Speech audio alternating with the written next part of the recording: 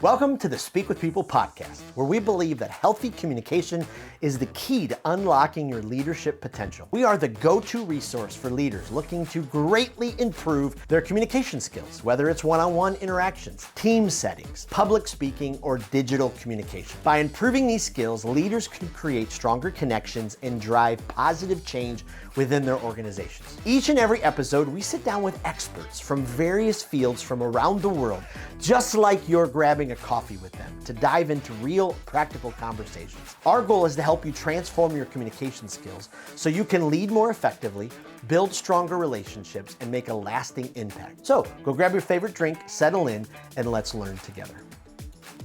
Well, how do you actually build a team that performs? Not just on paper, not just on the whiteboard, but actually in the real world.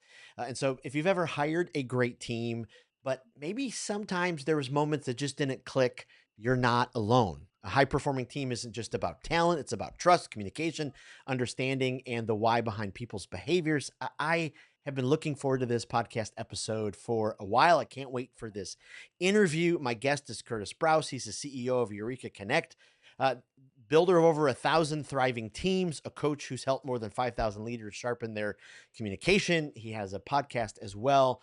Just a leader that I admire. I've been kind of researching and looking at for a few months now, knowing he was coming on the podcast, and I have been dying to get to this interview. Curtis, welcome to the Speak with People podcast. Thank you so much for being on today.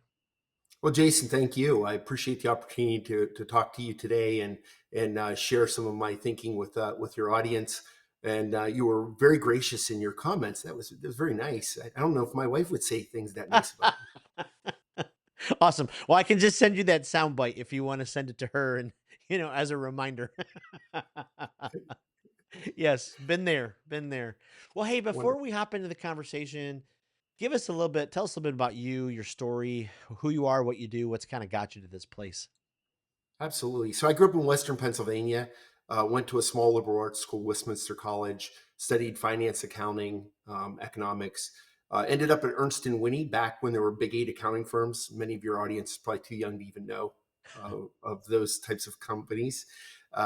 Left there to be a CFO and eventually progressed to a CEO of a number of healthcare startups, primarily healthcare startups. I did work in some other areas along the way. Was the CFO of actually publicly traded companies and privately traded companies. So I've Wow. experience in very large organizations and small ones. Have done majority of my career has really been around consulting. So after running companies, I actually started a consulting firm, which I ran for 20 years that did third-party payer strategy for biopharma and device companies. So if you're going to launch a drug, drugs usually are on formulary, so there's an insurance component where they're paid for, and the proprietary nature of that is that you want to get on a preferred status, so you get it, so that there's no barrier to utilization of your drug, or it could be replaced if there's something that has preferential as it relates to the payment cycle and how it's paid for. So we would develop the strategy for the companies to put those products into the market. So we did that for 20 years. And I and my team launched and managed over 450 products. So I got to see a lot of different things. Also spent quite a bit of time in clinical trial process efficiency. We needed pharmacoeconomic data to power our justification models for our pricing strategies. And we needed that data from these types of studies. And I realized that the academic institutions didn't run them very efficiently. So we would develop process efficiency models, and the academic medical center started hiring us to do that work, and ended up doing work at some of the major private and public universities. Ended up teaching at the School of Medicine at Drexel for 3 years, the same type of thing, clinical research. And then gotten interested in behavioral science, and we can get into that more. So I now run EurekaConnect, which is a behavioral science company. We train leaders from Fortune 500 companies to two people in a garage with an idea. And I also lead a not-for-profit called the Institute for Biomedical Entrepreneurship, where we work on what's called translation, moving an idea from concept to market. So how do you take a molecule out of the lab and create a cure for cancer? And we help the innovators on that path. Wow. Wow, that's exciting. My wife and I have 3 children with a rare genetic disorder, phenylketonuria, or PKU for short. And Yeah. so they can't eat protein. Long, crazy story. But you talk about the ideas from the lab. We've been hearing my oldest is my oldest with PKU is 20. In the PKU community, we've been hearing for years and years of different medicines or approaches. And so just as you said, that taking those ideas from the lab and trying to innovate and get them out there. I've seen it firsthand all these years as they're trying to come up with a cure and different parts to it and help, and it takes time. So it's interesting. I worked on a PKU project that came out of the IBE. Matt Huh. Lemming was a scientist, PhD out of, did his postdoctoral work at University of Pittsburgh. He came to the IBE program, and his idea, he also has PKU. Ah. His idea was to develop a diagnostic tool that would help you know when the person was having too much or too little protein. So the idea was to real time be able to Ah. monitor this, because as you know, if you don't catch it early, it Yep. can lead to cognitive impairment, and Yep. managing the diet is critical to the intellectual and growth of that person. So Wow. I've got a pretty good familiarity with this area. That diagnostic, by the way, failed, so it didn't make it to the market. And Matt is now working on he's doing uh, devices for orthopedics, Wow. and so he's got some really interesting orthopedics. So actually, we're right now raising money for his company. So Huh. that's a little side note that sort Yeah, of aligns absolutely. with Absolutely. Well, we'll great keep the great interest to you. we'll keep the connections going. I don't know, you said Western PA. Most of my summers I grew up in Butler, Pennsylvania. Just had family out that way. So spent a lot of time in My PA. sister-in-law is from there. My Okay. sister-in-law is from Well, Butler. we just So Kevin Baconed it. A couple steps there. yeah, absolutely. I appreciate it. Well, you've led teams, you've worked with lots of teams. Now you work with lots of CEOs and people to help with teams. What are some of the biggest misconceptions out there about what makes a high performing team? Great question. Uh, People say that they focus on their teams. When Mm, you talk to investors, they say we invest in teams. That's not exactly true, because many people discount the importance of uh, basically two things, Jason. The interaction you and I are having, right? The personal relationship that you and I are forming. It's crazy. You and I just met each other for the first time, and by the end of this podcast, we'll know each other better. mm, I've got now an empathy for you and your wife because I know what PKU entails. mm. And you have three of them. That is no easy path. Yes. uh, you know? So the relationship and quality of relationships, there's only three things that you and I can do with that. We can improve upon it, develop it, positive. Negative, you say, geez, I don't like this guy. What an ass, Mm. right? And and and the third is neutral, where a month from now you don't even remember me. You just, yeah, I talked to some guy, I don't know, I can't even remember his name now.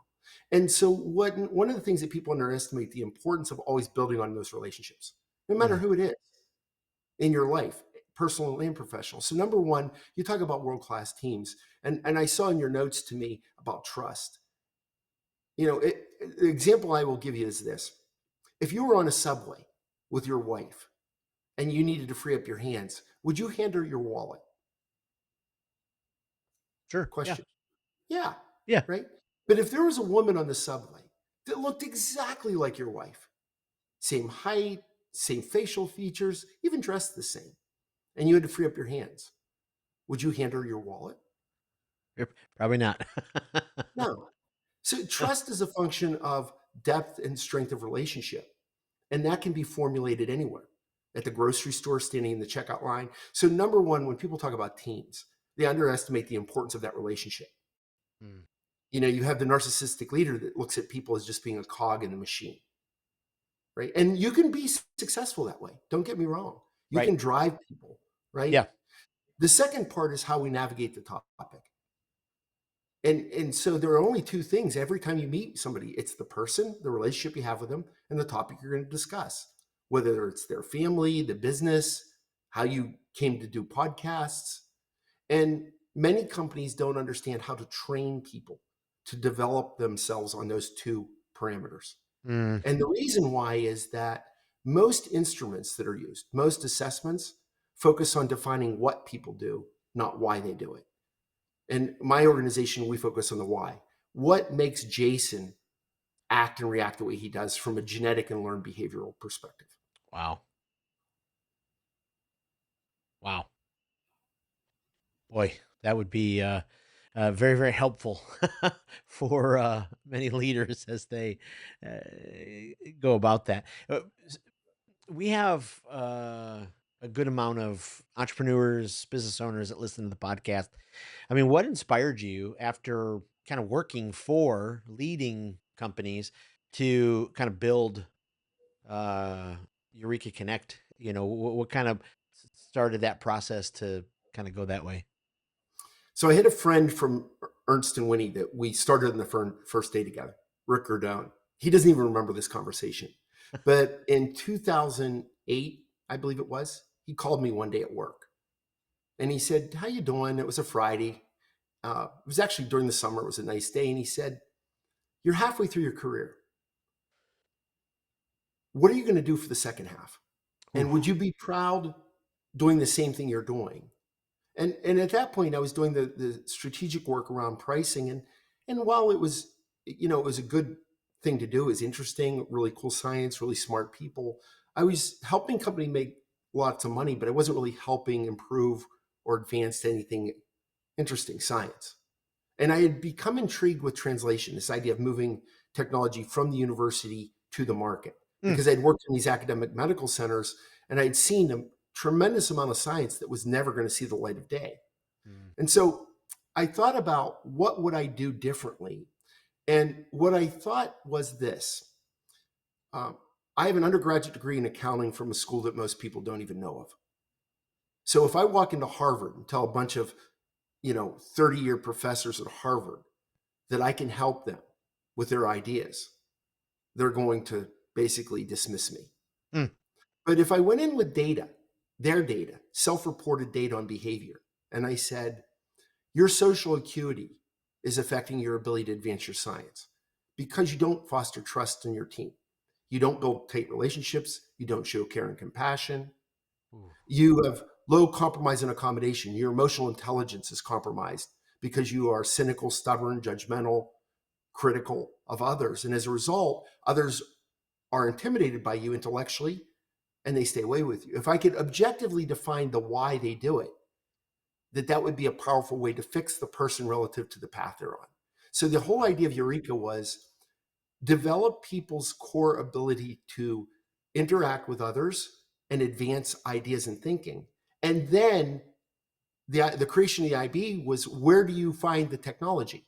Well, you have to have a place to attract them to. And I can talk more about the IB. So the behavioral all came from this idea, if you really wanted to improve something, an idea or advance medicine or create more cures for disease. I'm not a scientist. The only way I'm going to do that is by helping scientists do their work better. So that's Wow. why we do it. Wow. That's incredible. A long time ago, I started an MBA, and I think my second class, my professor handed us Primal Leadership by Daniel Goleman. And it was the first time, as I'm reading through this, it's 20 some years ago, my mind is blowing because I'm thinking, wait a minute, I've only experienced working in organizations where the leaders lead out of force and control. They stifle new ideas, people can't ask questions.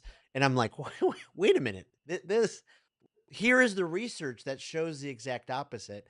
And I can imagine with your work, especially with so many companies and leaders, you probably see both sides. Uh, how do you, when you recognize that you're working with a leader or a team or a company that, maybe uh, leads at people, doesn't give them the freedom to, find out new ideas, kind of leads out of control and force. How do you help bring them into that process to go, hey, it's kind of you that's causing this between you and your team? Uh, so I think I can give you an idea of how to think about this. You can lead by managing people. Mm, You set an objective and you manage them to that objective. But that isn't how great leaders lead. mm, What a great leader does is they teach people how to think. So if I'm a leader and I'm micromanaging my team to deliver on timelines and objectives, these people become very regimented in their thinking. They become very myopic in how they proceed or pursue the objective. But if I teach them how to think, and what I mean by that is this: how do you define a problem accurately? wow. CEOs will come to me all the time and say, look, I'm trying to navigate this particular situation, Kurt. What do you think? And I often find that they've defined the problem incorrectly. And I can give you an example of this. Secondly, how to take the action that's required. Mhm. If you've defined the problem wrong, most often you're taking the wrong action.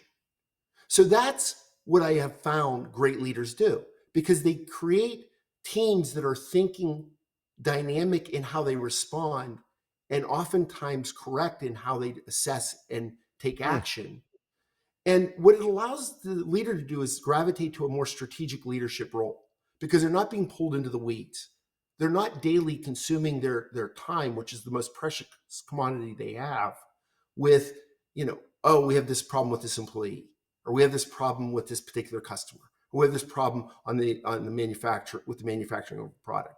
They don't get into that detail, and they right. know that the people around them are very adept at defining and solving those problems. Now, my dad taught me the last one, the third piece to the equation, which is what really makes great teams, is when you teach people how to love one and two, Ooh, where they don't come to work and say, oh, you can't believe what my boss wants me to do, and I have this problem with this vendor. They look at it and say, I've been given an opportunity to solve problems, and that by doing that, I'm rewarded personally by and this gets back to Maslow's hierarchy of mm, thinking. It gets back to things Viktor Frankl talked about in his book. Um, these are things that are at the very need of society and individuals, and we don't think about this as a component of leadership. right. Right. Wow. Wow. Sidebar, when I was just in Boston a couple weeks ago, I didn't realize that Boston was such an educational hub. I knew Harvard was there and MIT, and then I stayed right by Northeastern, and I'm walking back from Fenway one night and I'm like, I Northeastern, like what? Okay, it's a pretty good sized school. And then one client that I was working with has a son at Suffolk and then another son, at another school. I'm like, there are so many schools here. This is, this is such a hub. Have you found working with kind of those educational institutions? Are they less open to coaching, consulting? Are they more open? How does that kind of process work as you approach them and work with them? It's a great question, because you're touching on a couple really interesting things. Hmm, Number one, because they're cerebral and that right, we live in this environment with a heavy academic backdrop, if you will, right. you would assume people would present as a certain way. But what I find is that a human being is a human being, Mm, meaning you have to get to the individual. I'm working with this worldwide head of R&D for one of the big pharma companies, one of the top 10 companies, and I'm training their entire leadership team. And we were briefing the other day and prepping for a training session we're going to do, a 2-hour training session. And the two women I'm working with said, Kurt, what is the one thing you're going to tell the team that helps each member of this team work with each other? I said, that's easy. What is the one thing each person's going to do to be better?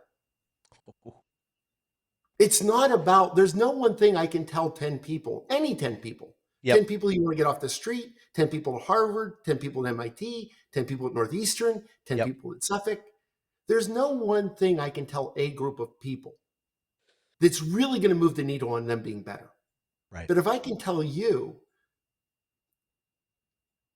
geez, Jason, your compromise is low. You go in and try to size up the situation very quickly, which affects your ability to ask the next question, Mm, because you've already imposed a level of judgment on what I'm saying without understanding what I'm thinking.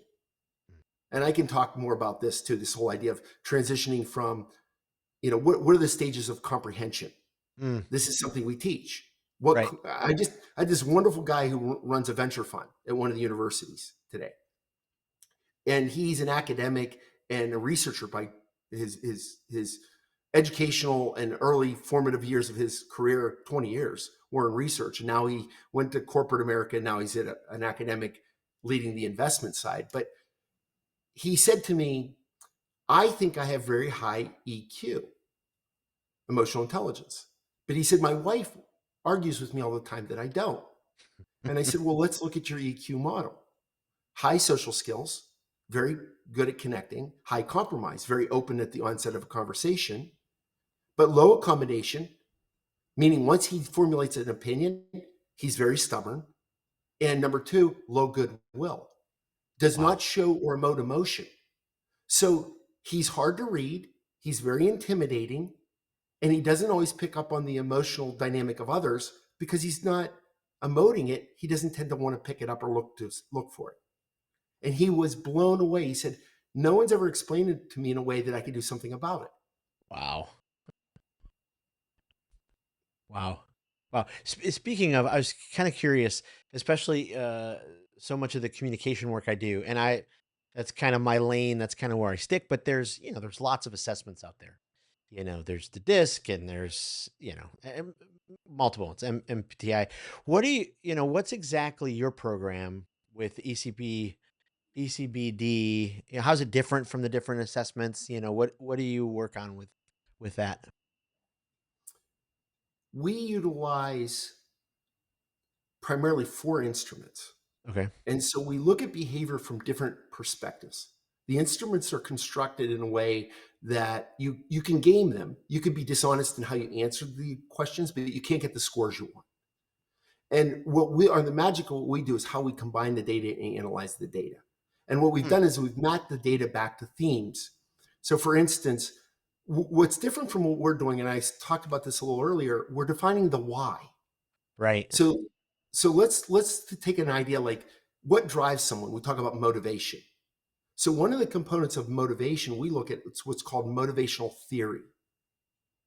Okay, and it's comprised of four genetic behavioral traits: energy, how fast you move through life; dominance, your need to control; discipline, your ability to set goals and hold yourself and others accountable; and competing. So I'll share with you my profile. I'm high energy. Out of 100, 0 to 100, I'm a 99, which is not optimal. I move too fast. I talk too fast. I'm too loud. It creates a more pronounced personality, Hmm. someone that's moving and talking fast, loud, right? And if your energy was a 20, after a period of time, you'd find me just tiring because Right. you are more like this. Yep. You're more relaxed. You take time to formulate your thinking. Yeah. And this guy's talking a mile a minute and blah, blah, blah, blah. Yep. And the next is dominance. And dominance formulates at the highest end of the spectrum, ego. Well, at Mhm. all ends of the spectrum. So if you have high dominance, like I do, 83rd percentile, I like myself. I like to control things. I want to be the leader. And I will naturally gravitate towards that versus somebody that has low dominance. They don't want to control it. Discipline, the ability to set goals, mine's moderate. I'm a 40. So I will not strive to set goals for myself and others if I don't care about something. I can Hmm. do it at a high level, but I'm inconsistent. So I use a thing called time blocking. Everything in my life gets on a schedule. Things I don't like are scheduled so that I'm more likely to do the things I don't like to do because I'm Yep. not naturally inclined to do that, unlike my wife and my son, my oldest son. Competing has four basic definitions: aggressive, direct, strategic, and internal. I'm in the aggressive zone. So I strive to win, to achieve, to accomplish. And again, I'm at the higher end of the spectrum, which isn't always productive. So I have to moderate my energy, dominance, and competing relative to engaging with people who are offended by that intensity. And that's how I'm wired.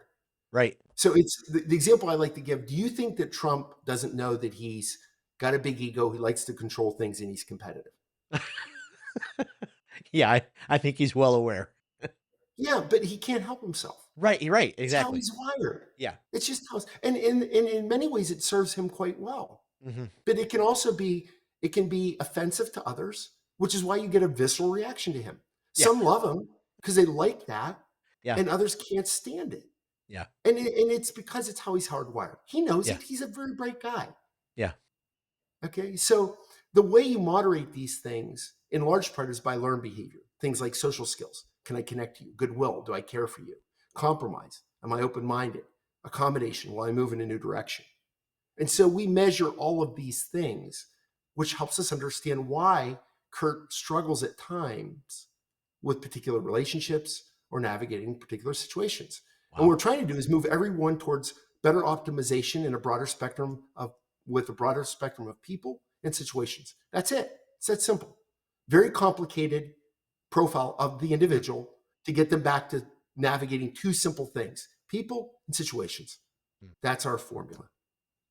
So do you with the CEOs, the leaders that you, coach, do you recommend they do this type of assessment, during the hiring process, post-hiring, wait till they're in a while, because I know that people's behaviors as they're applying or trying to get onto a team, might skew it one way, being the new person might skew it. I'm just curious, how you kind of lead them through that. When we do an assessment on Jason, it's a picture of you at a point in time. Mm, And at that point in time, would it be beneficial for you to be better or worse? right. So whether you're doing something differently because you're getting a job or it's a new job, I think it's extremely beneficial to know that. We haven't even talked about this, but we do a lot of work around stress. So we measure stress and confidence because Oh, that can disrupt genetics. I've right. seen people with single digit stability scores and single digit expertise scores, highly stressed, no confidence, and their energy scores drop. Actually, where this really becomes profound is a gentleman I worked with years ago that had stage 4 cancer. I had known him before he was diagnosed. His energy, competing, and dominant scores were very high. And as a result of the cancer and the stress and the lack of confidence, and when I asked him about it, because I had done his assessment, he was a venture capitalist.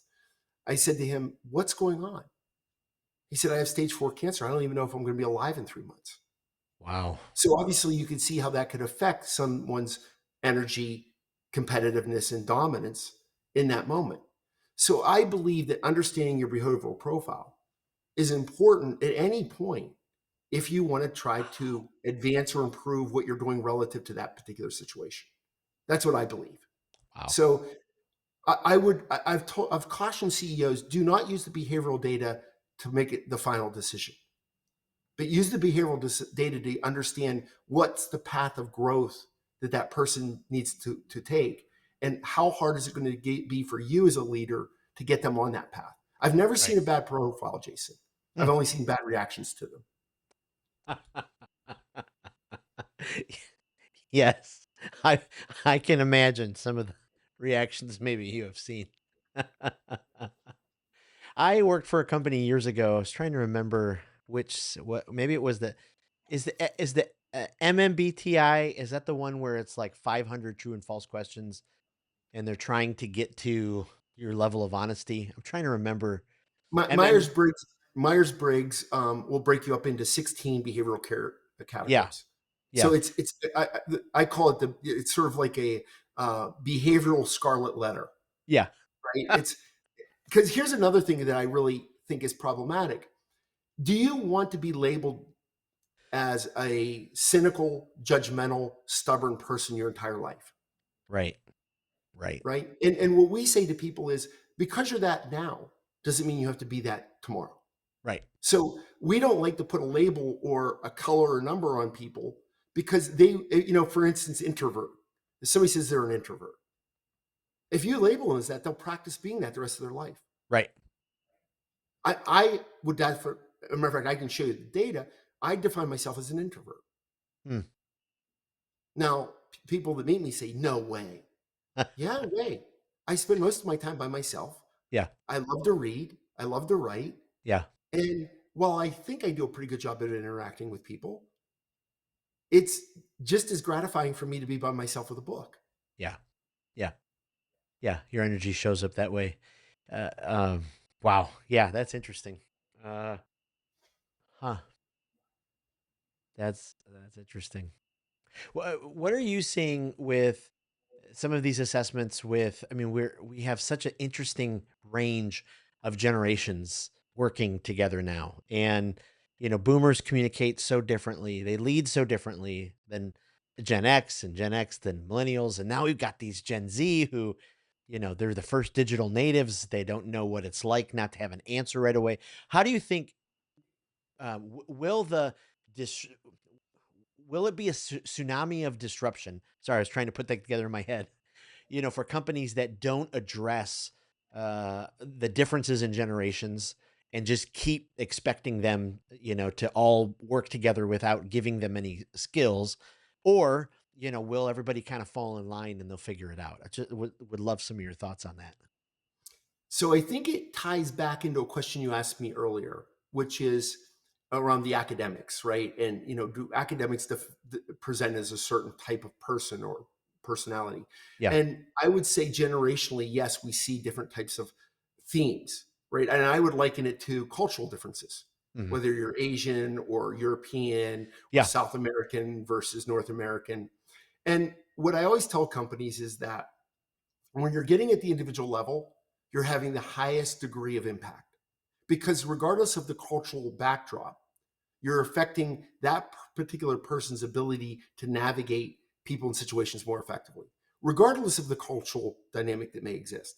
Because we see in our European data lower scores for social acuity, lower social skills, and or goodwill scores, Huh. right? Which is the number one factor in high performance, social acuity. Google studied this for over 20 years. They wrote an article they published in New York Times Magazine in 2016 on the work that they had done around high performance teams. And Adam Grant actually parallels a lot of the same work and the Yeah. work that he does in high performance. That the individual, the strength and depth of relationships will have more, be a better indicator of one's success in life, personally, professionally, than their intellect, their experience, etc. So going back to your question, I think generationally, what we have to realize is that while you can have people of this most recent generation that think and learn differently than their parents did, they're unique in that my kids are old souls. Why? Because they grew up with Stephanie and I, and they were brought up in an environment where we told them you have to go get a job at the age of 12. Mm. Go caddy or cut grass, but have a responsibility and learn what that means Yep. to be responsible to another human being to deliver something and then be paid for it. Wow. It wasn't about, how much money they can make. It was about understanding that you have a customer, the customer has an expectation, you Yep. meet or exceed that expectation, or you fail to meet that expectation.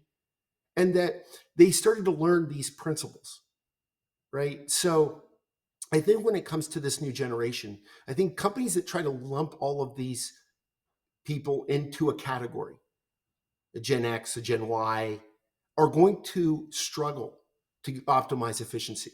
But Wow. if you develop the team and work on getting individuals to contribute to that team, it goes back to John Wooden, right? John Wooden in his, I don't know if you ever read his book on leadership, but he talks about the whole idea of really developing a proficiency around your contribution to that team. And he once was asked who was the greatest player he ever coached. And interestingly enough, it wasn't Kareem Abdul-Jabbar and it wasn't Bill Walton. He said the guys that came to the program that he never thought would make the team. Huh. And they significantly contributed to national championships because of their ability to execute and contribute to the Hmm. team. And he said those are the ones that he found to be most satisfying to him as a coach and a teacher. Wow. Yeah, it's those number 199 draft picks who everybody maybe throws out, and then they end up winning lots of Super Bowls for a team down the road from you. Yeah, exactly. It's the Tom Brady Yeah. that there's. Every person can be a better version of themselves. Yeah. And what we strive to do is see how much better can they be. Yeah. I That's love it. it. How far can we get Strive. them along that continuum? Yeah. What happens if you get too old? You've seen too much life. You get set in your ways, and that path to strive to be becoming a better person. I see this in rooms all the time with financial advisors as I ask them and plead with them, hey, your client communication skills, probably could go from good, better to best with just a few tweaks in your communication. And I'm looking in the eyes of people who are like, I've been doing this for 40 years. Like, why would I change now? What would you say to that kind of older, stuck in their way leader? So, because we're actually defining why they do it, we're not taking a general stance to say, well, you're old and you're stuck in your ways. Mm, We can look at things and say, you've got low compromise. You had already made a decision up before you had listened to me. oof. Before I said one thing, you've already made up your decision. Yep. And you're low accommodation. We call those people tough nuts Yeah. because they come into the discussion position and they've already made up their mind and they're not going to leave changing their mind.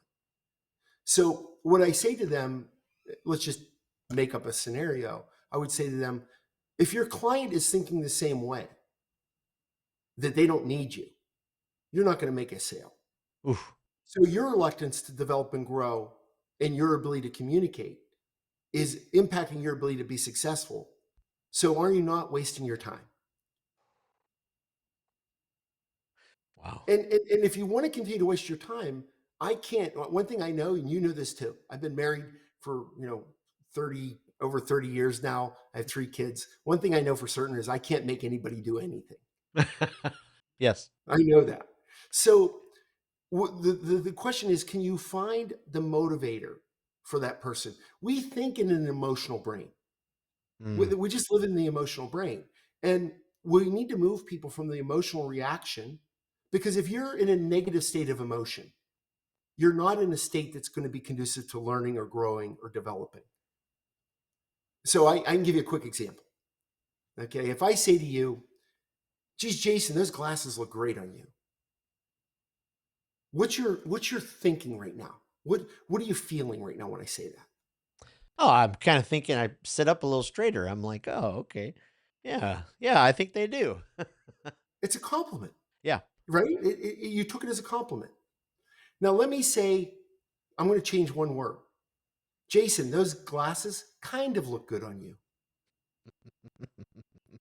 Now what are you thinking? Yeah. I'm thinking, who is this guy? Why are you, yeah. It's amazing how quickly it shifts. Yeah, so this is what we call the 4 pillars of comprehension. The first one is I hear you. If I started to speak to you Mandarin, you'd recognize that I was talking to you, but you wouldn't really understand exactly what I was trying to convey. First level comprehension is recognizing that somebody's trying to communicate. The Mm, second level is what you did when I told you your glasses look good. You assumed I liked your glasses. The second level of comprehension, listening, is what you did when I said, I think those glasses kind of look good at you. You right. drew assumptions based on what you thought I meant by what I said. Wow. Yeah. But what great leaders do is they realize the third level of comprehension, which is this. If I say to you, geez, Jason, those glasses kind of look good on you, you could respond and say, well, geez, Kurt, what don't you like about my glasses? Which connotates a negative emotional response and could potentially put me on the defensive, where I was like, well, I didn't mean it negative. But if you said to me, Curtis, that's an interesting way to comment on my glasses. What did you mean by that? What I might say is, you have great facial expressions, Jason. And with the glare of your screen on your glasses, I can't really see your eyes as clearly as I'd like. So it's not that I don't like your glasses, but I so would rather be able to see your eyes. Mm, So it's actually a positive thinking on my part. right. And the way I stated it, you took as a negative. Right.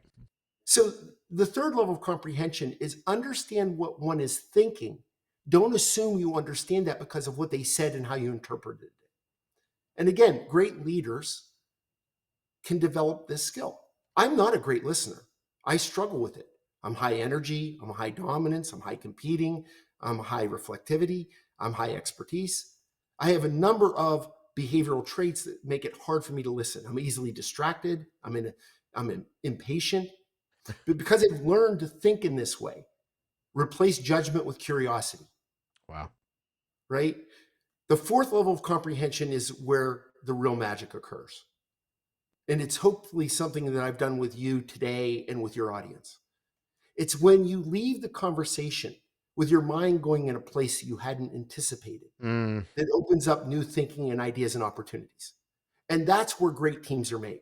When you ask me what a great team looks like, it's where the leader teaches people how to think, define and solve problems, take action, and how they get people around them. They develop the people around them. They wow. elevate and they develop talent around them. They don't just manage those people or see that they accomplish an objective, but those people actually grow in their capacity to contribute because of this thinking and this way of approaching things. Wow. Wow.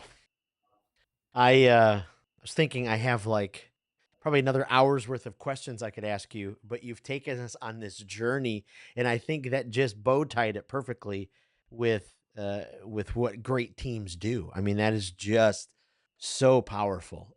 So powerful. Before we totally move on and close off the door, I'm curious just with your own thinking kind of off the cuff. This is the podcast is called Speak with People. We kind of wrap it around this philosophy of, do I either communicate with people or do I communicate at them? Uh, as you kind of heard that, what kind of comes to mind for you as you think through kind of that with or at philosophy? I think to speak with you, there are three levels of connection I can make: experiential, I Mm, like pizza, you like pizza; engagement, you and I do things with physical or intellectual repetition because they bring us joy. We live on a little farm. I like to go out and work in the dirt. If you said, "Oh, geez, Kurt, I like gardening or I like working in my yard," that's a connection that has physical and intellectual depth mm, to it beyond an experience that you had a pizza or you went to a Red Sox game. Okay. The third level of connection is what I call meaningful life. You're a father of five. I'm a father of three. I yep, can understand something about your family from the little bit you told me about your three children that have PKU. yep. And that's where that speaking with people starts with the strength of that relationship. Mm, And am I willing to be vulnerable in front of you and with you? Am I willing to think in your presence and not feel that I'm going to be criticized because of my thinking if it's flawed? yeah, That you're open to me and my ideas. And great leaders get that. So if you want to improve that speaking with people as opposed to speaking at them, they have to feel that they're being heard and that they can be open in their thinking and they can have time based on what they need to develop their thoughts and response. And I think these are just some of the elements. I could go yeah, on, as you know, absolutely. but I think those are some of the critical things that might be beneficial to you and your audience. That's powerful. Powerful. Well, before we fully let you go, let me ask you a couple rapid fire questions. We're building this online library for communicators, give them new ideas, kind of spark some ideas. Do you have a favorite speaker, someone that you see at a conference or you see online and you just think, oof, for whatever reason, they check all the boxes, I leave filled up, would love to recommend them to other people? Oh, geez, I saw that question that you were asking. Yes, I think people like Lou Holtz is Mm. inspiring because of his energy and his message. I also think John Wooden was very much different personality, much more reserved in his speaking. If you haven't seen his TED talk, I think he was 93 when he did his last TED talk. I recommend to your audience, go watch it. It is an incredible demonstration of the ability to grow and learn no matter what age you are, Wow. to be one that is constantly developing themselves. And then there's, I think Kelly McGonigal, Adam Grant are all inspirational. Daniel Amen is fabulous in his understanding of the brain and the importance of the brain and us developing a deeper understanding of the brain. So I think today with podcasts, and I think you're a demonstration of that, you're opening up the door to people that may not be in the mainstream, but that have an important message to Yes. communicate. And Yes. so I thank you for that because I think Ah, it's an important appreciate thing it. to do. Well, and we joked about the Kevin Bacon thing earlier and the levels of connection. So I've never met Daniel Amen, but years ago, we actually sent our teenage son who was struggling with some depression, anxiety to the Amen clinics. And we went through their whole process. And it was, I mean, just mind blowing what they were able to do. And so, 8 years later, if you would have met our son 8 years ago till now, completely different person. I mean, so anytime I just hear Daniel Amen, I'm like, oh my goodness, I just have to say, how powerful. So incredible. Okay. Second rapid fire. If you're a podcast listener, not everybody is there one that you just keep going back to, whether guilty pleasure, it's just fun. It helps your brain release, or is there a development one that you just love? I think and this is going to sound maybe trite, but Rogan does I think a fantastic job of putting people on that are provocative. The long format, while many people, I listen to it while I'm working out in the yard or while I'm working out, but I do Yep. think he exposes people to new topics and ideas and thinking that others don't. Mike Rowe, he's entertaining, does a nice job, shorter format. Those are two that I think about. Yeah. Uh, there are a number of them out there. Geez, my kids are always one of the things. Here's the thing I would suggest, and your kids are the great age. My children send me things to listen to. Yes. Dad, listen to this book on tape. Here's a podcast you'll enjoy. And my wife does it. And so I would encourage people to broaden the spectrum of things that they're listening to. One of the things I like to tell my teams and even great teams, try to learn something new every day. Mm. Expose yourself to something that's new every day. And there's so many great things. One of the great resources I like, Jason, is Blinkist. Blinkist is a service that summarizes books. They have thousands and thousands of titles, but you can consume significant amounts of information in a 12 to 15-minute review of a book. Just a wonderful resource. Wow. Wow. And we'll make sure to put that in the show notes. Lastly, speaking about books, is there a book that you highly recommend? Someone's about to get stuck on a desert island. They can only take one book with them. Is there a book that, every leader, you should definitely read this? Yep, How to Win Friends and Influence People by Dale Yeah. Carnegie. Yeah. But do not buy an electronic version. Buy a hard copy of it. And then what I always tell people is don't read it. Study it. Mm, Write notes in it. Make it your own. And what I tell people is if Jason can teach that to his 5 children, then he's learned it. Meaning, and I learned this from a friend of mine, Greg Fairbrothers, who taught at Dartmouth for 14 years. And he's actually one of the founders of the IBE program I run. Become a teacher. Learn how to teach concepts because that's when you truly learn to master them and understand them. wow. If all you do is read books and throw them aside, my kids, especially my daughter, she likes to borrow my books because she likes to look at what I highlighted and what I wrote. And she told me when she was in her undergraduate degree, she said, Dad, what are the 5 books I should read this year? And I told her, oh, read these 5. And she said, will you buy them for me because I'm a poor college child? And then she said, I want to use your books because I want to look at how you read the Oof. book. And so what I like is that she's adopted that way of thinking. Make the book your own. Yeah. Really embrace the knowledge. And not all books, I say if most books are 250 to 280 pages. That's what Yep. a publisher wants. I just wrote a book. I haven't published it. It's not Oh, published wow. yet, but the draft is done. And I always say there's probably always something in that book that would be valuable. Maybe it's 20%, maybe it's 50%. Like Adam Grant, Give and Take. I think he nailed it in that book. I think it's really well done. There's a lot of good material in that. Yeah. John Wooden book. But How to Win Friends and Influence People, everybody should have it in their library and everybody should buy it for their kids and everybody should try to teach it to their children. Wow. Wow. Powerful. Where's the best place we can send our listeners to find you online, connect with you, all of that kind of stuff?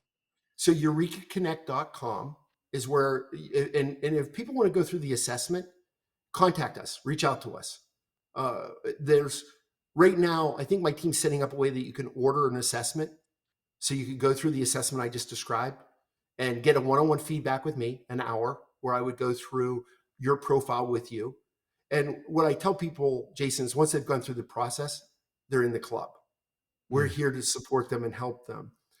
The IB, the Institute for Biomedical Entrepreneurship, we didn't talk about that, but it's a 5-day course on translation. It was founded by me and 100 other leaders from biopharma, academia.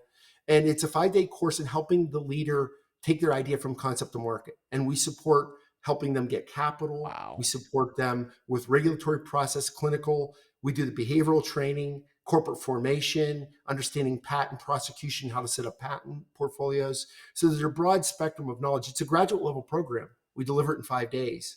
And the test is at the end of 5 days, Jason, they present to a panel of 3 venture capitalists, 10-minute pitch, 10-minute Q&A.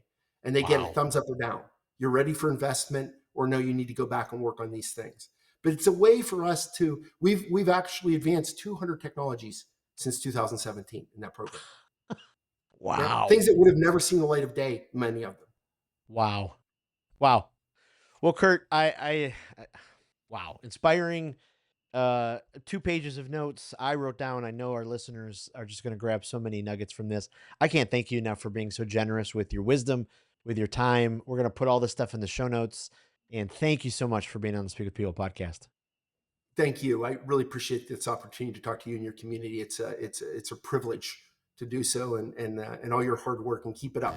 You're doing some good stuff. Thanks for tuning in to today's episode of the Speak with People podcast. It means the world to us when you share this episode. Thanks for liking, subscribing, or following the podcast. That really does help the podcast get into more ears and into more leaders listening. Also, don't forget, we have 2 exciting resources for you. The first is go to Facebook and join the Speakers Group. This is a community designed for leaders who want to grow their communication skills. Also, go to speakwithpeople.com/skills library to access the Communication Skills Library. It is an online resource chock filled with resources that will inspire you and transform you and grow your communication skills. Thanks again for being a part of the listening community. We cannot wait for the next episode.